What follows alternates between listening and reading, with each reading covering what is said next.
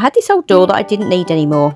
Then my lovely neighbour asked if anyone could help make a dog-proof door for her. So I thought this was the perfect opportunity to reuse this old door and repurpose it for someone else. So I began by taking the whole thing apart and cut it down to the size that I needed. I wanted to try and make it look like a mini door. So I wanted to reuse this centrepiece from the top and then trim down the internal panels of the bottom section. I really hope I'm making sense here. And then refit this centrepiece back into it so it looks like a mini door. The main problem I found was the 3 centre plywood panels had some water damage, so I needed to replace those, but luckily I found some wood left in the shed that worked perfectly for this.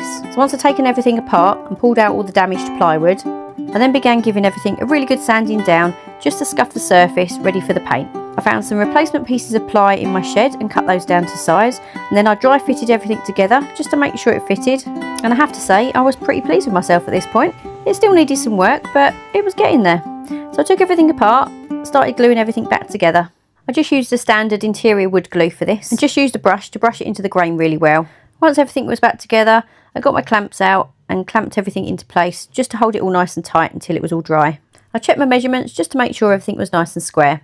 And then I started filling in all the gaps with a wood filler and let this dry before I sanded it all down. So once I finished all the filling, I decided the top piece needed a bit more work. So I found a piece of wood in the shed that would work perfectly for the top. So I cut it down to size and then I got my router out and just smoothed off all the edges. I thought this would give the door a much more finished look. So I sanded everything down.